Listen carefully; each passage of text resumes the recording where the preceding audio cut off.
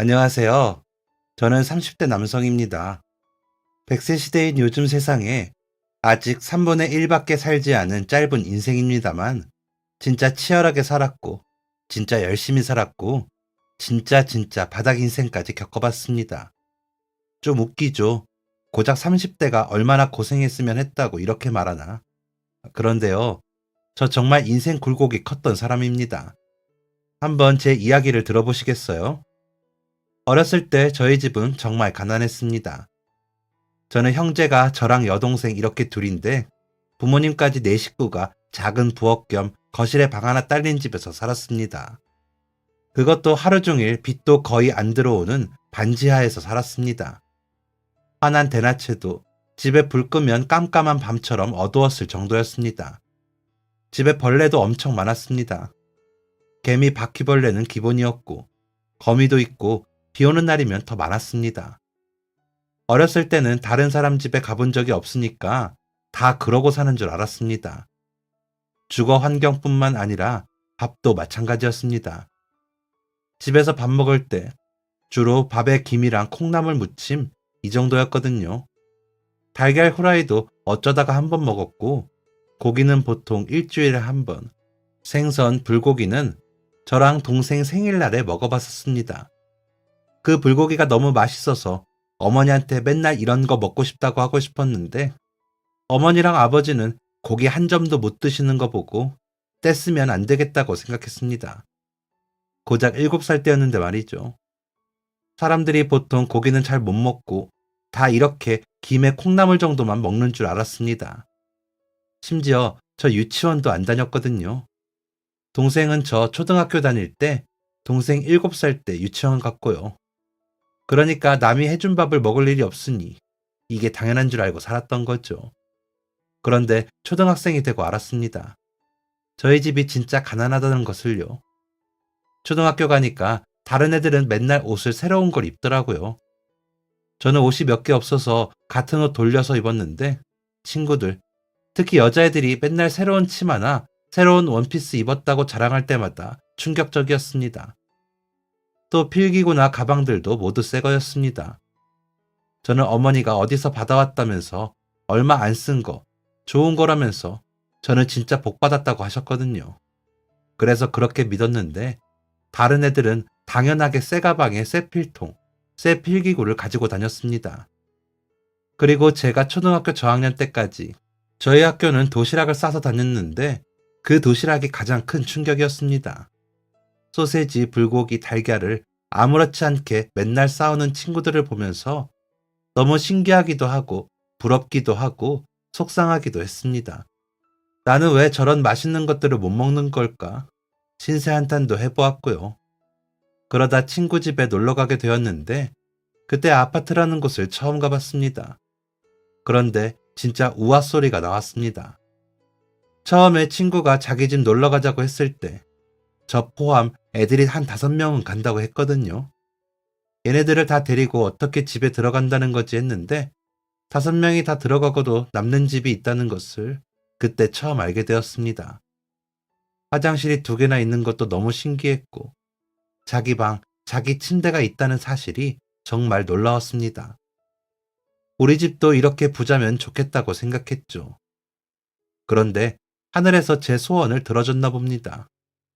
정말 말도 안 되는 일이 저희 집에 일어나게 되었습니다. 저녁밥을 먹고 있었습니다. 가난해도 집에 TV는 있었어요. 그것도 제가 알기로는 고모가 이사 갈 때 필요 없어진 거 준 거로 알고 있습니다. 아무튼 한창 밥을 다 먹고 치우고 있는데 갑자기, 정말 갑자기 아버지가 소리를 지르셨습니다. 그런데 그게 그냥 단순히 깜짝 놀란 외침 정도가 아닌 정말 비명에 가까운 소리를 지르셨습니다. 어머니와 저와 동생은 깜짝 놀라서 아버지를 쳐다봤습니다. 아버지가 무슨 종이 같은 것을 어머니에게 드렸고 어머니도 소리를 지르시고는 주저앉아서 우셨습니다. 그것도 펑펑. 서러운 건지 기쁜 건지 모를 눈물을 하염없이 흘리셨습니다. 그리고 나중에 알게 되었죠. 아버지가 복권에 당첨되었다는 사실을요. 아파트로 이사를 갔습니다. 친구가 살던 집처럼 화장실이 2개나 있는 아파트였습니다. 그리고 아버지는 사업을 시작하셨습니다. 원래 아버지가 마트에서 일을 하셨거든요. 축산업이랑도 일가견이 있으셨던 분인데 공장 하나 얻으시고는 고기 떼어와서 손질까지 싹 다 마치고 식당들에 넘겨주는 일을 하셨습니다. 저희 집은 말 그대로 졸부가 되었습니다. 저와 동생은 맨날 소세지를 먹고 고기를 먹을 수 있었습니다. 빛이 들어오는 넓은 집에서 배부르게 밥을 먹고 새 옷과 새 필기구를 사용하는 삶이 너무 행복했습니다. 이전과 완전히 다른 삶을 살게 되어 정말 기뻤습니다. 친구들을 집에 초대하면 어머니가 맛있는 치킨을 사주셨고 친구들과 함께 제 방에서 노는 것도 행복했습니다. 그리고 가장 좋았던 것, 제가 초등학생 되고부터 축구를 진짜 좋아했거든요. 맨날 하루도 빠짐없이 축구를 했으니까요. 그런데 집이 잘 살게 된 뒤로 축구를 배울 수 있게 되었습니다. 학교 끝나면 어머니랑 버스를 타고 축구 교실에 갔습니다. 축구 교실은 값이 꽤 비싸고 아무나 들어갈 수가 없었습니다. 그래서 제가 다니던 학교에서 축구 교실에 가는 것은 저뿐이었고 친구들의 부러움을 샀습니다. 얼렁뚱땅 시작된 듯한 아버지의 사업은 뜻밖에도 승승장구했고 저희 집은 새 아파트로 간 지 4년 만에 더 넓은 집으로 가게 되었습니다. 방이 4개나 되는 집이었습니다. 아버지께서 말씀하셨습니다. 준혁이, 지아, 너네는 아빠만 믿어. 아빠가 평생 돈 걱정 안 하고 살게 해줄게. 정말 믿었습니다. 그럴 만도 한 게 아버지는 정말 많은 돈을 벌어오셨습니다. 명절이 되면 아버지 공장의 직원들이 모여서 저희 집으로 선물을 사들고 오셨습니다. 그 중에는 제가 좋아하는 장난감도 있었고 동생이 좋아하는 공주 인형 같은 것도 있었습니다. 또 고기, 과일, 영양제 같은 것도 있었습니다. 그렇게 중학생이 되었습니다. 요즘도 그런지 모르겠는데 교복을 살 때 브랜드가 있잖아요. 그냥 학교 앞 교복점 같은 곳에서 맞추는 친구들도 있고 백화점에서 맞추는 친구들도 있고요. 저는 백화점에서, 그것도 앞으로 얼마나 클 줄 모르니 셔츠도 3개나 샀습니다. 별거 아니지만 그때 어린 마음에 우와, 우리 집 정말 부자구나 하고 생각했던 것 같아요. 그리고 어리석게도 집의 부유한 상황을 믿고 행실을 나태하게 했습니다. 공부 열심히 안 했습니다. 그냥 나중에 아버지가 하는 사업이나 물려받지 뭐, 이런 생각을 했습니다. 그래서 진짜 열심히 놀기만 했습니다. 공부를 안 하니까 당연히 성적도 좋지 않았습니다. 학원도 다니기 싫어서 따로 안 다니고 맨날 친구들하고 놀기만 했습니다. 하지만 그 와중에 열심히 했던 건 하나 있습니다. 운동을 정말 열심히 했습니다. 초등학생 때 축구 교실 다니다가 깨달은 게 2가지가 있는데 하나는 제가 축구가 소질이 없다는 것, 하나는 제가 힘이 세고 운동신경이 좋다는 것이었습니다. 축구 교실 다닐 때 감독님이 저희 어머니에게 준혁이는 축구 말고 다른 운동 시키라고 하셨거든요. 그렇게 시작하게 된 운동이 유도였습니다. 중학생 때 이런저런 대회들을 많이 나갔었는데 성적이 꽤 좋았습니다. 1등도 한 적이 있었습니다. 집에서 잘 챙겨 먹으니 힘도 좋고 체력도 좋고 제 적성에 딱 맞는 운동이었습니다. 부모님께서도 공부 아무리 못해도 좋으니까 유도는 계속하라고 하셨습니다. 소질이 보였고 대회 성적도 좋았던 저는 고등학교에 가서도 유도를 계속했습니다. 그리고 이때 한번 제 인생에 아주 큰 위기가 찾아오게 되었습니다. 아버지 사업이 망했습니다. 아무도 예상하지 못한 일이었습니다. 아니, 아버지는 알고 계셨겠죠. 사업이 위험하다는 것을요. 하지만 아버지는 오만하셨습니다. 다시 사업을 일으킬 줄 아셨던 것 같습니다. 저도 자세한 상황은 알 수 없었지만 그냥 어느 날, 정말 어느 날 학교 끝나고 집에 와보니까 집 모든 곳에 빨간 딱지가 붙어 있었습니다. 그런 장면은 드라마에서 몇 번 본 적이 있었습니다. 뭐지? 우리 집은 부자인데 왜 이런 게 붙었을까? 이게 지금 무슨 상황이지? 혹시 우리 집이 망했나? 혼자 온갖 추측을 했습니다. 도무지 그 상황이 이해가 되지 않았습니다. 하지만 곧 안방에서 마주한 부모님의 눈물로 얼룩진 얼굴을 보고 저희 집이 망했다는 것을 알 수 있었습니다. 저희는 정말 모든 것을 잃게 되었습니다. 넓은 집, 아버지가 타고 다니시던 차, 집에 있던 모든 가전제품과 가구들 모두 빼앗겼습니다. 그리고 저희는 다시 부엌 겸 거실에 방이 하나뿐인 빛도 잘 들어오지 않고 벌레가 득실대는 반지하로 들어가게 되었습니다. 한동안은 정말 허탈했습니다. 허망했습니다. 이렇게 인생이 도돌이표가 될 수 있나? 고작 10년도 안 되는 사이에 이런 일들이 일어날 수가 있나? 모든 게 다 꿈이었나 생각했습니다. 아버지도 어머니도 나가서 일을 하셨습니다. 두 분은 수억의 빚을 갚기 위해 매일매일 24시간을 48시간처럼 사셨습니다. 그리고 저도 그렇게 살아야만 했습니다. 할 줄 아는 게 없었습니다. 공부는 이미 오래전부터 손 놓은 지 오래, 시작할 용기조차 없었습니다. 하지만 저는 유도만은 지켜야 했습니다. 내가 살 길은 유도뿐이다. 내가 사람 노릇하려면 유도를 무조건 해야 한다. 이렇게 생각했던 것 같습니다. 하지만 누가 공짜로 유도 알려주고 체중 관리해주는 게 아니잖아요. 돈이 필요했습니다. 그래서 18살 때부터 아르바이트를 시작했습니다. 학교 다니랴, 운동 다니랴 하면 아르바이트 할 시간이 없었습니다. 그래서 새벽에 일찍 일어나서 자전거 타고 우유 배달 알바를 시작했습니다. 새벽 5시에 나가서 우유 배달하고 학교에 가서 잠깐 자고 일어나서 수업을 시작했습니다. 그때 진짜 서러웠습니다. 다른 친구들은 집에서 어머니가 해주는 밥 먹고 아버지가 주는 용돈 받고 나와서 별 걱정 없이 학교 생활을 하는데 나도 얼마 전까지만 해도 그런 삶을 살았는데 왜 나는 한순간에 이렇게 추락한 건지 너무 억울하고 서러웠습니다. 나는 잘 살 수 없는 운명인가 하는 바보 같은 생각도 했었고요. 하지만 쫓기는 시간, 쫓기는 마음, 쫓기는 여유에 저는 제가 유일하게 잘하는 그것조차 잘 해내지 못하였습니다. 유도로 전국을 떠들썩하게 할 거라는 유망주라는 타이틀을 차고 있던 저는 가정이 몰락하는 동시에 실력도 몰락하게 되었습니다. 왜 이렇게 된 건지 머리를 뜯으며 생각했습니다. 밥을 잘 못 먹어서 살이 빠지고 체력이 떨어져서 그런 건지, 새벽에 일하는 것 때문에 오전에 운동을 못해서 그런 건지, 잠을 못 자서 제정신이 아니라 그런 건지, 그것도 아니라면 우리 집에 돈이 없어서 그런 건지, 아마 이 모든 이유가 섞여 있었겠죠. 한 가지 이유만으로 제가 대회에서 순위권은커녕 예선 통과도 못했을 리는 없겠죠. 미래가 아득했습니다. 나는 할 줄 아는 게 없는데 어쩌나 걱정이 되었습니다. 그래서 체육 선생님을 찾아가서 울고 불고 바짓가랑이를 잡았습니다. 제발 저 좀 살려달라고요. 아마 체육 선생님도 그때 진짜 곤란하셨을 겁니다. 실력 하나 믿고 까불던 게 실력까지 잃고서는 살려달라고 하니까요.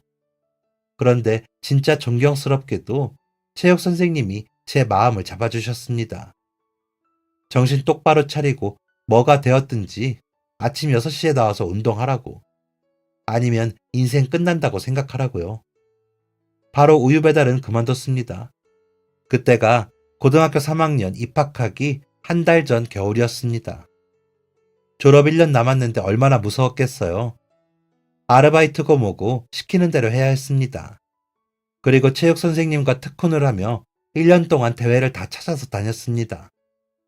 다른 지역 아마추어 대회건, 중학생하고 하는 겨루기 수준의 대회건, 그냥 다 나가서 되는 대로 상을 탔습니다.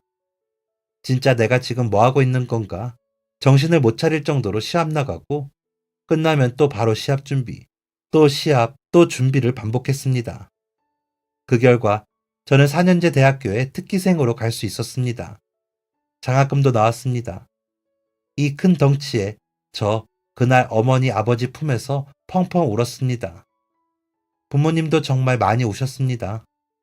미안하다고, 또 고맙다고, 저한테 집에 있는 집 나누자고 안 할 테니 나가서 하고 싶은 거 하며 살라고 하셨습니다. 그때부터 저는 독립을 하게 되었습니다. 사실 독립이라고 하기에는 거창하고 대학교 기숙사에서 살게 되었습니다. 틈틈이 알바도 해야 했고, 학교 성적도 유지를 해야 했고, 잘 챙겨 먹으면서도 운동도 훨씬 더 많이 해야 했지만 행복했습니다. 사는 곳이 반지하가 아니라는 사실이 기뻤고, 저도 평범한 또래들처럼 대학 생활을 즐길 수 있다는 것이 행복했습니다. 이제야 내가 사람답게 좀 살 수 있겠구나. 이제 좀 평범한 삶을 누릴 수 있겠구나 생각했습니다. 그리고 제가 빨리 성공해서 부모님들의 무게를 덜어드리고 싶었습니다.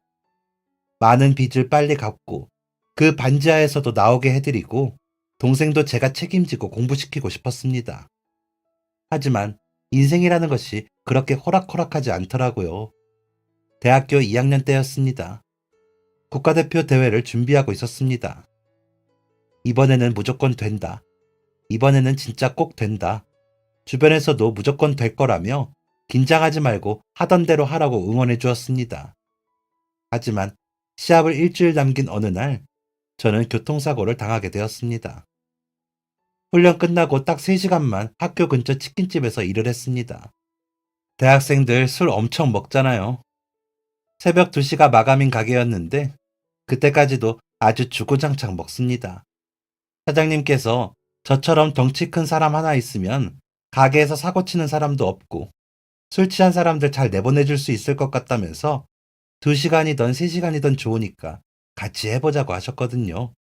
저야 짬내서 아르바이트로 생활비 벌면 좋은 거였으니까 그렇게 한다고 했고요.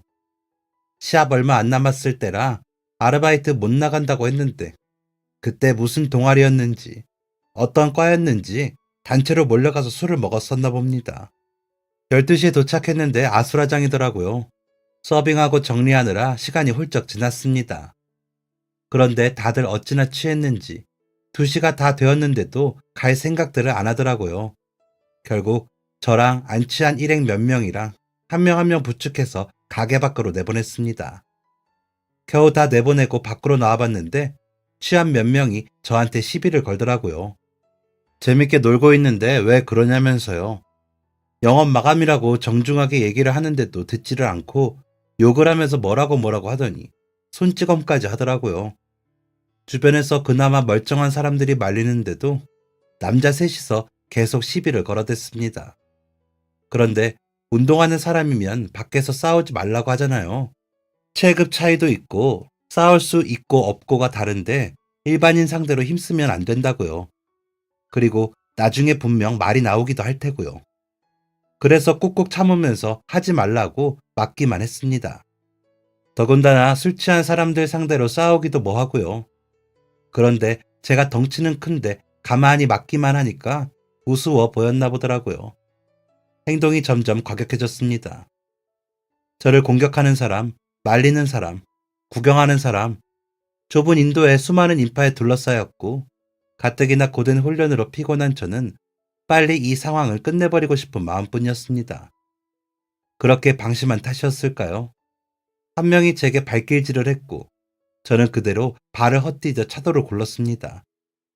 그리고 기억이 나지 않습니다. 그렇게 기억을 잃었습니다. 눈앞은 캄캄하고 정신만 들었습니다. 머리가 깨질 듯이 너무너무 아팠습니다. 소리가 조금씩 들리는데 익숙한 어머니 목소리가 들리는 듯 했고 동생 목소리도 들리는 것 같았습니다. 그리고 모르는 사람들의 목소리도 작게 섞여 있었습니다. 차도로 넘어진 기억이 떠오르면서 가슴이 콩 내려앉으면서 눈을 번쩍 떴습니다. 병원이었습니다. 나한테 지금 무슨 일이 생긴 건가? 내가 지금 여기 있으면 안 되는데 이게 대체 무슨 상황인가 혼란스러웠습니다. 눈을 뜨자마자 어머니와 동생 얼굴이 눈에 들어왔습니다. 어머니와 동생 눈은 빨갛게 충혈되어 퉁퉁 부어 있었습니다. 동생은 제가 정신 차린 것을 보자마자 엎드려서 엉엉 울었고 어머니는 눈물을 닦으시며 간호사를 불렀습니다. 저는 그제서야 고통스러운 제 하반신을 보게 되었습니다. 제 양쪽 다리가 무릎까지 완전히 사라져 있었습니다. 제가 너무나도 끔찍한 꿈을 꾸고 있는 것 같아서 소리를 질렀습니다. 경기에 가까운 발작이라 할 수 있을 만큼 격렬하게 소리를 질렀습니다. 이건 악몽일 거라고 생각했습니다. 하지만 악몽이라기엔 모든 게 생생했습니다. 간호사들이 제 팔을 잡는 압력도 생생했고, 어머니와 동생이 울부짖는 소리도 생생했고, 감각 없는 하반신의 기분 나쁜 느낌까지 생생했습니다. 그날은 하루 종일 운 것 같습니다. 동기들과 저의 선생님들이 저를 찾아왔지만 그 누구도 만나고 싶지 않았습니다. 너무너무 비참했습니다. 곧 있으면 부모님에게 자랑스러운 아들이 될 수 있을 것이고, 곧 있으면 부모님의 무거운 짐을 덜어줄 수 있을 것이고, 그동안 노력했던 것들이 결실을 맺을 텐데 왜 난 다리가 잘린 채로 여기 누워만 있어야 하는 건가? 너무 비참했습니다. 그 비참한 정도가 얼마나 컸는지 그냥 모든 걸 다 포기하고 싶을 뿐이었습니다. 그러면 안 되지만 부모님에게, 동생에게 죽고 싶다는 말을 매일 했습니다. 더 이상 어떻게 살아야 하는지도 모르겠고 살고 싶지도 않다고 그냥 죽어버렸으면 좋겠다고 했습니다. 제 이야기를 듣는 부모님은 정말 억장이 무너지셨겠지만 극한의 상황에서도 운동만큼은 끝까지 지켰던 제가 다리를 잃는다는 것은 삶의 이유 그 자체를 잃는 것과 다름없었습니다. 저는 휠체어와 함께 퇴원을 했습니다.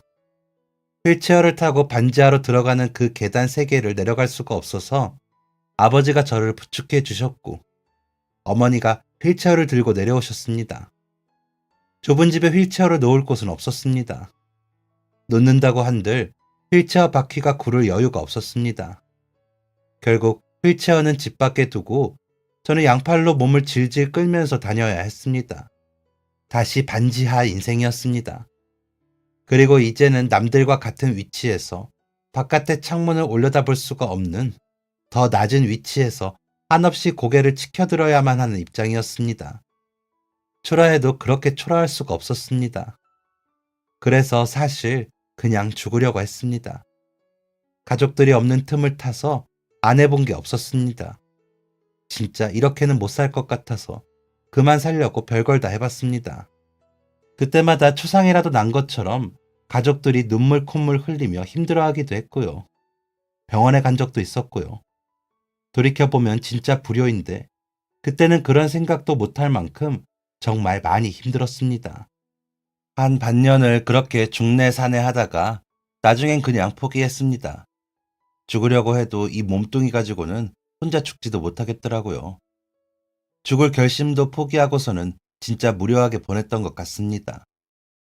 제가 살아있는 인간인지 그냥 집에 있는 어떤 가구 중에 하나인지 모를 정도로요. 생산성이 하나도 없고 하는 것도 없이 말 그대로 시간만 축내면서 살았습니다. 100kg가 넘던 거구의 몸이 움직이질 않으니 근육도 점점 다 사라지고 사람 살이 이렇게 단기간에 물렁물렁해질 수 있다는 것도 그때 처음 알았습니다.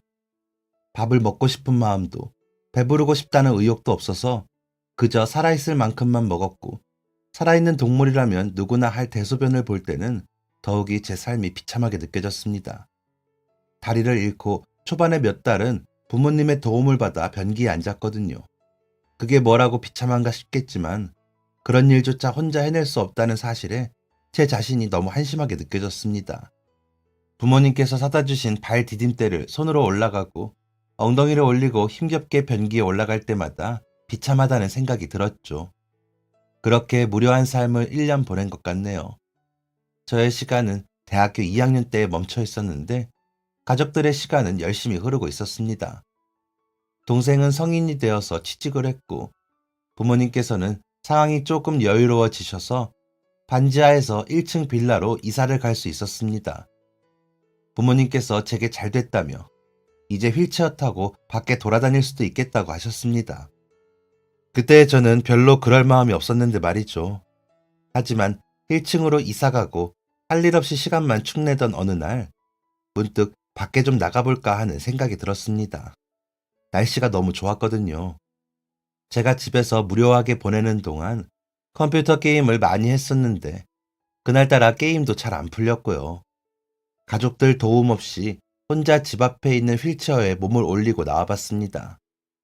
휠체어를 탄 지는 꽤 되었지만 혼자 탄 적은 처음이라 어색하더라고요. 하지만 휠체어보다도 바깥 공기가 더욱 어색했습니다.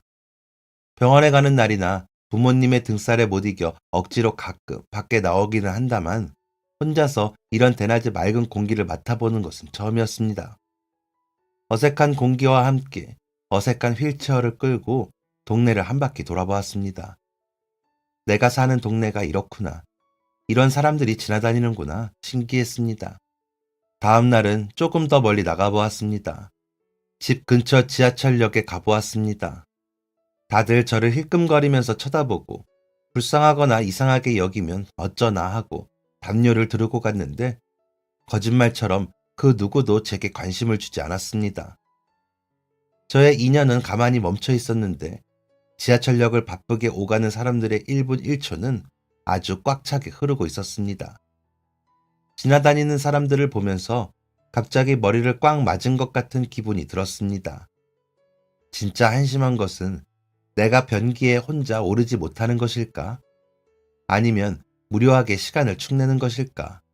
하는 생각이 처음으로 들었습니다. 그리고 다리를 잃은 지 2년이 되어서야 저는 뭔가 해봐야겠다는 생각을 하게 되었습니다.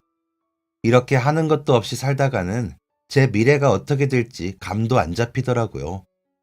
평생 부모님의 보호를 받으며 살 수도 없는 노릇이었고 그러기도 싫었고요. 그런데 이런 제 마음을 동생이 읽었나 봅니다. 장애인들 무료로 배울 수 있는 학원 같은 게 있다면서 거기라도 나가보라고 하더라고요. 동생 말 듣고 이것저것 찾아보니까 실제로 장애인들을 위한 프로그램이 많이 있었습니다. 자격증도 딸 수 있었고요. 새삼 내가 좋은 나라에 살고 있구나 깨달았습니다. 그래, 사람 구실이라도 해보자 싶어서 고민하다가 컴퓨터 학원에 다니게 되었습니다. 제가 다리가 없으니 왔다 갔다 움직이는 것은 도저히 할 수가 없겠고 시작부터 끝까지 앉아만 있으면 되는 컴퓨터가 딱이겠다 싶더라고요. 사실 저는 컴퓨터의 컴자도 모르는 소위 말하는 컴맹이었거든요. 그런데 다리 아프고 컴퓨터 게임 좀 해봤겠다. 딱히 할 것도 없겠다 싶어서 한번 가보자 하고 간 것이었습니다. 가보니까 저처럼 수업을 들으러 온 장애인들이 굉장히 많더라고요. 하지만 모두 저보다 컴퓨터를 잘하는 사람들이었습니다. 어떤 사람은 귀가 안 들리고, 어떤 사람은 팔이 없고, 어떤 사람은 지체장애로 몸이 불편하고, 어떤 사람은 지적장애로 수업을 따라오기 힘든 정도였는데도 모두 저보다 뛰어나게 컴퓨터를 잘 다뤘고 엄청나게 노력을 하고 있었습니다. 진짜 부끄럽더라고요. 저는 뭐가 두려워서 집에만 틀어박혀 있었는지, 세상에는 이렇게 대단한 사람이 많은데 나는 왜 노력을 안 했는지 부끄러웠습니다. 그래서 그 사람들처럼 노력이라도 하자 싶어서 열심히 노력했습니다. 수업 열심히 듣고 수업 끝나고도 집에서 했던 거 복습해보고 교재도 사서 공부하고요. 그렇게 몇 달 공부한 끝에 저는 컴퓨터 활용 능력 2급 자격증을 딸 수 있었습니다. 재밌었습니다. 태어나서 자격증을 따본 것도 처음이었고 제가 컴퓨터를 꽤 잘한다는 것을 알게 된 것도 처음이었거든요. 재미가 붙으니 배우는 속도도 빨라졌습니다. 그렇게 또 몇 달 뒤에 저는 워드 자격증까지 따게 되었습니다. 그리고 제가 학원을 다니면서 얻게 된 것은 자격증뿐만이 아니었습니다. 사랑까지 얻게 되었습니다. 학원에서 처음 보게 된 그녀는 첫눈에 보자마자 참 아름다운 사람이었습니다. 마음씨가 착한 그녀는 누가 시키지 않았는데도 다른 사람들이 모두 강의실을 나간 후에 남아서 뒷정리를 하는 그런 사람이었습니다. 웃는 모습이 참 예뻤고 뒤로 매는 흰색 가방이 참 잘 어울리는 사람이었습니다. 그녀는 청각장애가 있었습니다. 완전히 안 들리는 것은 아니었고 아주 시끄러운 소리 정도는 겨우 들을 수 있었습니다. 일반 사람들의 말소리는 아예 못 듣고요. 아기 때부터 장애를 얻게 되었다고 한 그녀는 말하는 것도 힘들었습니다. 어눌하게 아주 조금 말할 수 있는 정도였습니다. 저는 학창 시절에도 대학생 때도 연애를 한 번도 해본 적이 없었습니다. 사랑이라는 감정이 저에게는 사치라고 느껴졌습니다. 그런데 인생에서 가장 힘들다면 힘들 수 있는 그때 그녀가 제 앞에 나타났고 평생 느껴본 적 없는 감정을 느끼게 되었습니다. 제 형편에 사랑은 무슨 사랑인가 싶으면서도 정신 차려보면 저는 수어를 공부하고 있었습니다. 그녀가 오늘 했던 수어는 어떤 게 있었는지, 내가 하고 싶은 말을 어떻게 수어로 할 수 있는지를 공부했습니다. 정작 그녀 앞에서는 말 한마디도 못했으면서 말이죠. 하지만 말하지 않아도 눈빛으로, 행동으로 드러나는 게 있었나 봅니다. 그녀가 먼저 제 마음을 알아차렸습니다. 그런데 정말 뜻밖에도 그녀도 제가 싫지 않았는지 제게 호감을 보여주었습니다. 저의 엉성한 수어를 보고 즐거워해 주었고, 제가 탄 휠체어 옆에서 나란히 걸어주었습니다. 학원에서 2개의 자격증을 딴 저는 취업까지 성공하게 되었습니다. 취업을 하게 된 날, 저는 그녀에게 고백을 했습니다. 제 진심을 꾹꾹 눌러 담아서 수어로 고백하고 편지도 썼습니다. 그녀는 예쁜 미소를 보여주면서 그녀도 제가 좋다고 했습니다. 그렇게 저희는 연애를 시작했습니다. 그녀도 곧 취업에 성공하였고, 저희는 각자의 직장을 열심히 다니면서 일하게 되었습니다. 장애인 특별 채용이라는 이름으로 취업을 하기는 했다만, 사실 처우는 굉장히 안 좋았습니다. 이거는 회사마다, 업종마다 다른 거니까 제가 자세히 뭐라 할 수는 없고, 제가 겪었던 것을 말씀드리자면 우선 동료라는 인식이 전혀 없습니다. 제게 어떤 기대도 하지 않고 같은 직원으로도 생각하지 않고 거의 투명인간입니다. 저는 컴퓨터 활용을 할 줄 알아서 관련 직종으로 들어가게 된 거였는데, 사실 하는 업무는 제가 그동안 배웠던 것들과는 거리가 먼 것들이었습니다. 컴퓨터를 한 달만 배워도 할 수 있는 그런 것들, 아니면 다 만들어져서 뽑아진 서류 정리하는 그런 업무들이었습니다. 그때 제 여자친구는 거의 잔심부름만 했다고 했습니다. 그만큼 저희 장애인들에게 씌어진 색안경이 뚜렷했던 거였겠죠. 그래도 저희가 어디 갈 데가 있는 것도 아니니 최대한 버텼습니다. 그러면서 그녀와의 미래도 꿈꾸게 되었습니다. 제게는 너무 과분할 만큼 밝고 예쁜 그녀이지만, 제 인생을 밝혀주는 등불 같은 그녀를 평생 제 곁에 두고 싶은 욕심이 생겼습니다. 나름 혼자서 계획도 세워봤습니다. 한 달에 얼마를 벌고 얼마를 저축해서 언제쯤 결혼하면 좋겠고, 신혼집은 어느 정도가 적당할지 온갖 상상의 나래를 펼쳤죠. 그러던 어느 날이었습니다. 그녀의 퇴근 시간에 맞춰서 회사 앞으로 마중을 나갔습니다. 그런데 그날 그녀의 부모님과 마주치게 되었습니다. 아직도 기억이 납니다. 그녀가 당당하게 남자친구라며 저를 소개했고, 그녀의 부모님은 웃지도 울지도 못하는 어색한 표정을 지었습니다. 당황한 듯 보였습니다. 어색한 인사를 황급히 마친 그녀의 부모님은 그녀를 데리고 떠났습니다. 그리고 얼마 뒤 그녀의 부모님에게서 연락이 왔습니다. 서로를 위해 그만 만나달라고 하더군요. 책임지지 못할 가정을 꾸리는 것을 두고 볼 수는 없다면서요.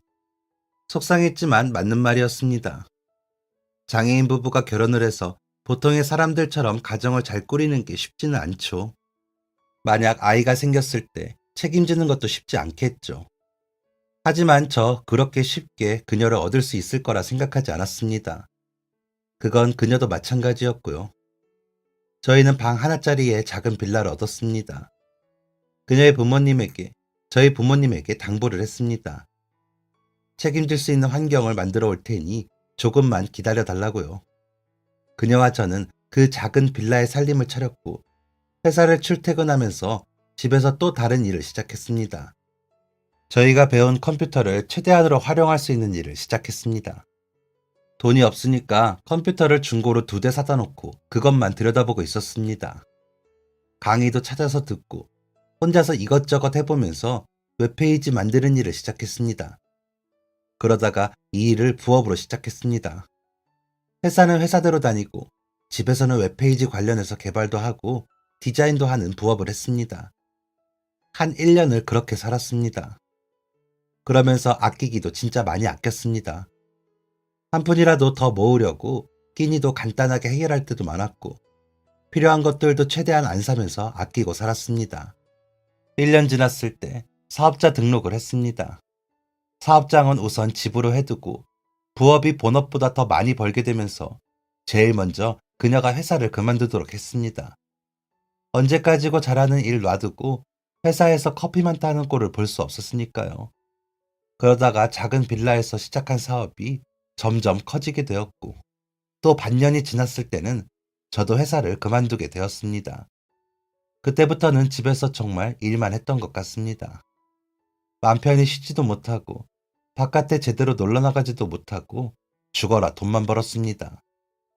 그렇게 일만 하다가 또 반년이 흘렀고, 규모가 너무 커져서 저희 둘로는 어떻게 감당이 안 되는 수준이라 사무실을 차리고 직원 둘을 뽑았습니다. 저희랑 같이 학원에 다녔던 장애인 직원들이었습니다. 직원들과 함께 으쌰으쌰 힘내면서 일을 했습니다. 비장애인들보다 조금 느리고 한 번으로 끝날 수 있는 소통도 몇 번을 더 해야 하고 더 많은 공부를 해야 했지만 상관없었습니다.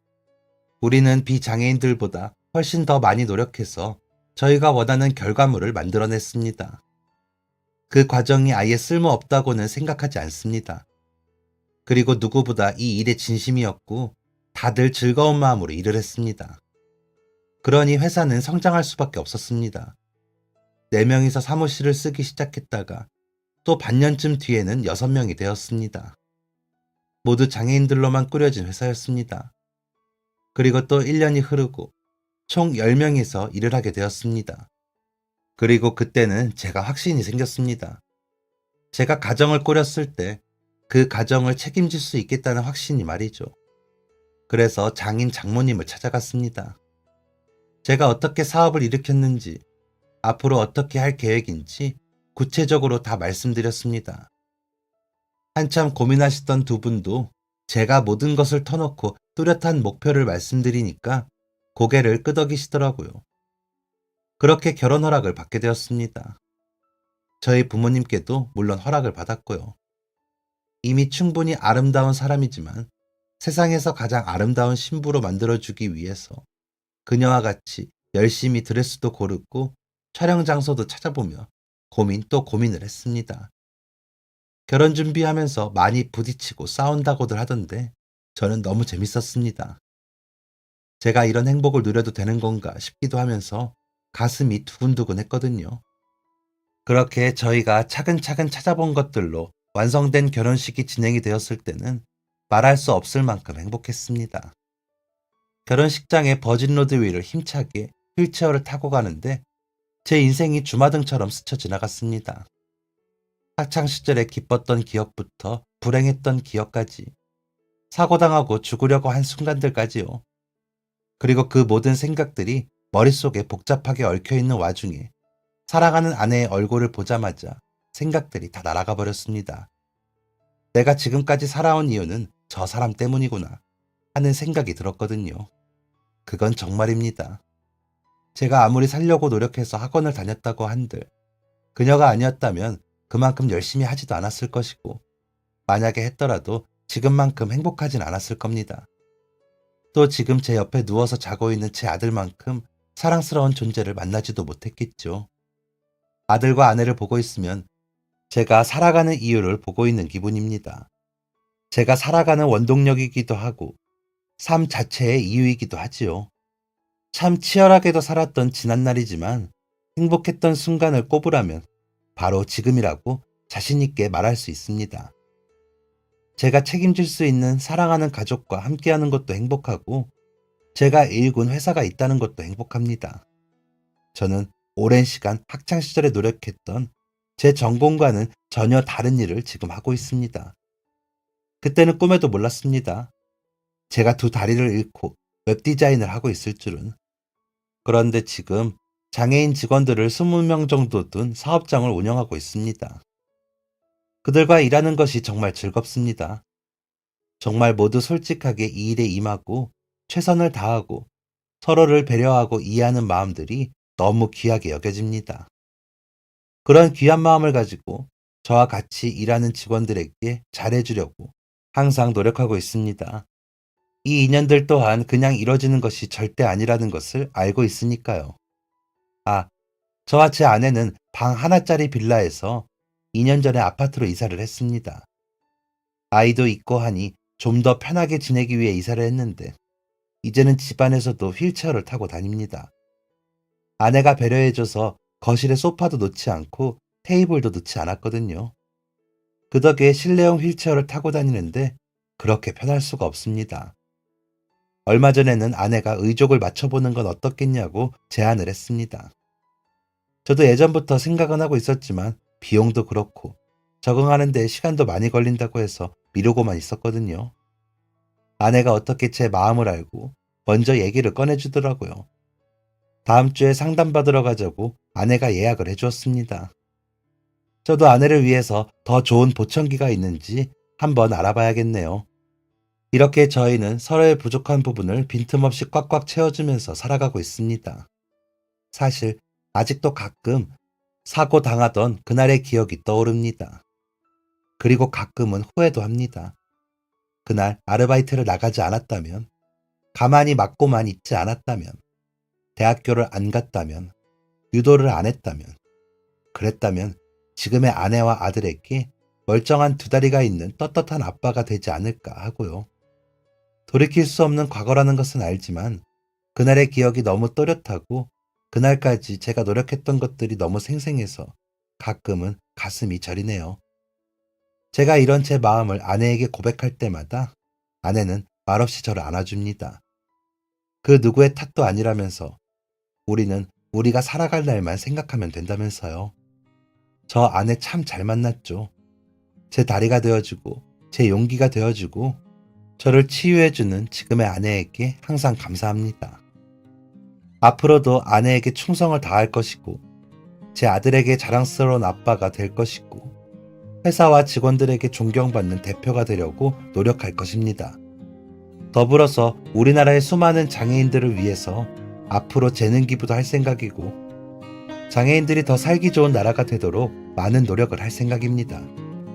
전국의 모든 장애인분들 언젠가 희망 잃지 마시고 함께 힘내서 잘 살아봅시다. 지금까지 사연 들어주셔서 감사합니다. 사연이 재밌으셨다면 구독과 좋아요를 눌러주세요. 감사합니다. 안녕히 계세요.